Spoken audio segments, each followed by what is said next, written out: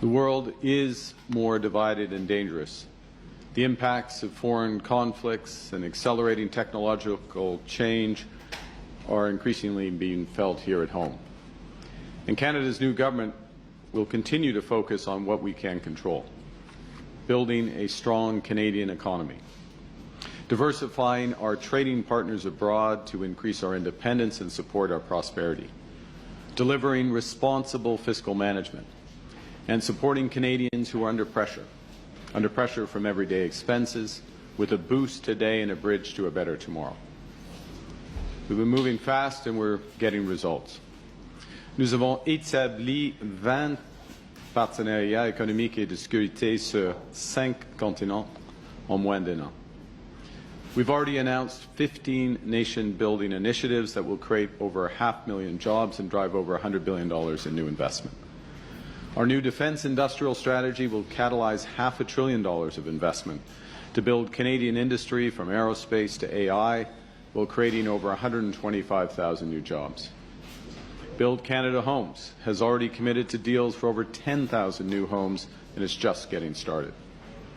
Through the new Build Community Strong Fund, we'll work with provinces and municipalities to build new hospitals, public transit, and community centres. Because Canada Strong means Kelowna strong, Brampton strong, et Laval fort. And this fund will also lower costs for Canadians. For example, slashing taxes and charges on new homes in Ontario by up to $200,000. We're building Canada into an energy superpower with measures to double the size of our electricity grid and harness our immense natural resources for reliable, affordable, clean power for all Canadians.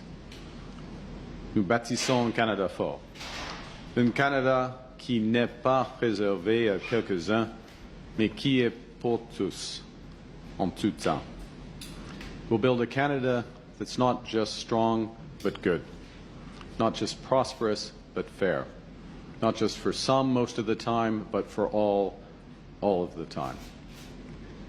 We're building big, we're moving fast, and we're just getting started.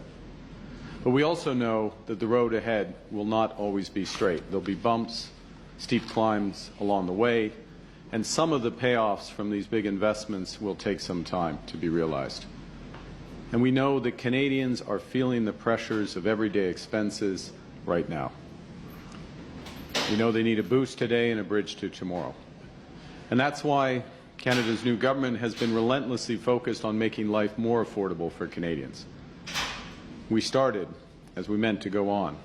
On the first day, we cancelled the divisive consumer carbon tax, driving prices down on gas by 18 cents per litre. We cut taxes for 22 million middle-class Canadians, saving families up to $840.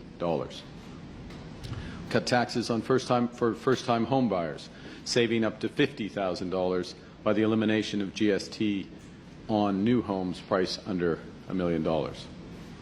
More than 12 million Canadians will have more money in their bank accounts this summer, up to $1,800 per family through our new Canada Groceries and Essentials benefit.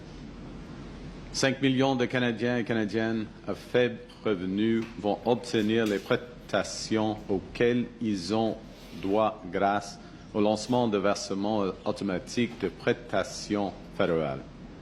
De plus, 400 000 enfants ont accès à des repas sains, tandis que leurs parents économisent $800 par année en épicerie parce que nous avons rendu permanent le programme national d'alimentation scolaire. Grâce à notre nouveau partenariat stratégique avec la Chine, nous mettrons à disposition de dizaines de milliers de véhicules électriques à prix abordable au Canada. Nous avons renforcé la concurrence dans le secteur des télécommunications pour réduire le coût de l'accès à l'Internet haute vitesse pour les Canadiennes et les Canadiens. Pour vous. Now, we all know that because of the war with Iran, fuel prices have increased sharply around the world, including right here in Canada. So we're taking more action to help build that bridge over short-term pressures.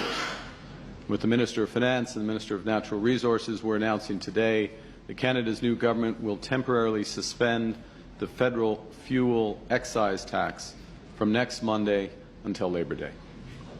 We're also removing the fuel excise tax on aviation fuels.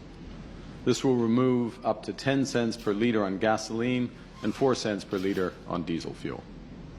Combined with our earlier elimination of the consumer carbon tax, our government will have reduced fuel prices on gas by up to 28 cents per litre. That's real relief for you and your family at the end of the day. Now, to be clear, today's cut to the fuel excise tax is a responsible, temporary measure consistent with what it takes to build a stronger economy, a more affordable economy, combined with sound fiscal management. When Canadians are facing financial pressures, they carefully manage their expenses, and they expect their government to do the same. That's why in Budget 2025, we made responsible choices to save Canadian taxpayers a total of $60 billion over 5 years. We're spending less on government operations so Canadians can invest more to build a brighter future for all.